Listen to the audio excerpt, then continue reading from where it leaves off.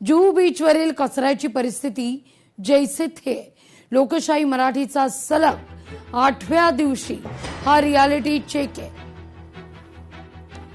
पालिकेने केलेले दावे आजही फोल ठरलेले आहेत। जुहू बीचवरती झालेल्या कचऱ्याचं या ठिकाणी रियालिटी चेक करत असताना 8वा दिवस आहे आणि लोकशाही मराठी गेल्या आठवडाभरापासून जुहू चौपाटीवर पसरलेल्या कचऱ्याचं हे साम्राज्य आपल्यापर्यंत पोहोचवत आहे। गेले 8 दिवस जर आपण पाहिलं तर सातत्यानं या ठिकाणी कचऱ्याचं साम्राज्य दिसतंय।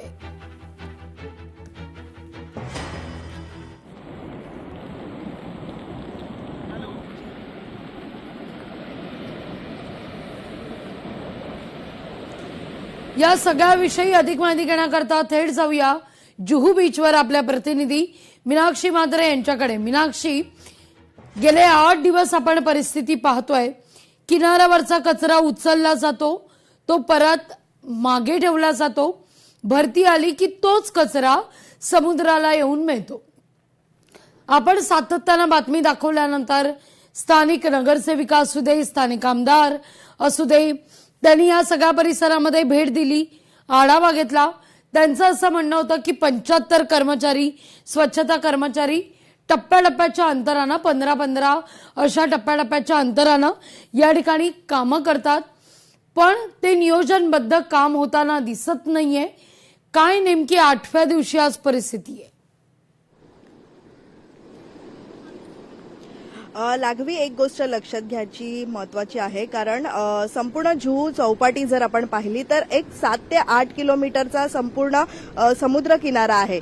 आज 8वा दिवस उजडलेला आहे। 8व्या दिवशी देखील ही सगळी परिस्थिती आपण पाहू शकतो।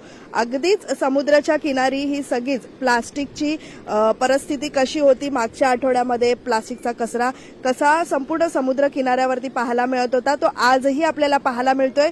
खरं तर आज समुद्राला भरती आहे।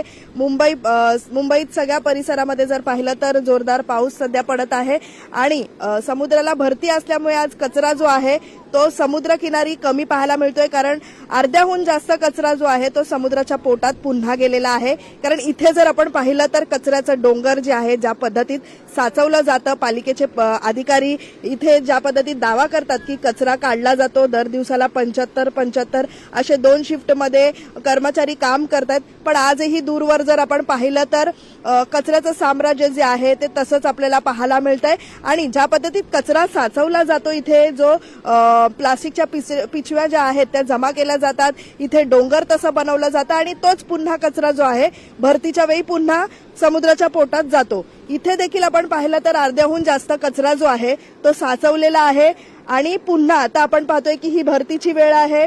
पुन्हा एकदा पावसाचं पाणी इथे असणार आणि समुद्राच्या भरतीचं पाणी हे पुन्हा आता ह्या समुद्र किनाऱ्यावरती येणार। हा सगळा कचरा जो आहे तो पुन्हा समुद्रामध्ये जाणार आहे। इथे जर आपण पाहिलं तर मोजकेच एक 10 ते 15 आपल्याला कर्मचारी जे आहेत ते इथे पाहायला मिळत आहेत। माझ्या मागची देखील दृश्य ही दाखवण्याचा प्रयत्न करते मी, कारण इथे जर आपण पाहिलं तर मनुष्यबळ हे कमी आहे, इथल्याच स्थानिकांचा आरोप होता। त्यामुळे इथं जर आपण पाहिलं तर जरी साफ करण्याचा प्रयत्न इथले कर्मचारी करत असले तरी मात्र अर्ध्याहून जास्त कचरा जो आहे तो समुद्रामध्ये गेलेला आहे। दूरवर जर आपण पाहिलं तर लाघवी तिथे देखील कचरा आहे, कारण तो कचरा काढण्यासाठी साम्राज्य या ठिकाणी पाहायला मिळतं 8व्या दिवशी सुद्धा। तुर्तास धन्यवाद मीनाक्षी, तुम्ही दिलेल्या एकूणच सविस्तर माहिती करता। लोकशाही मराठी ऐका, पहा, जागरूक रहा।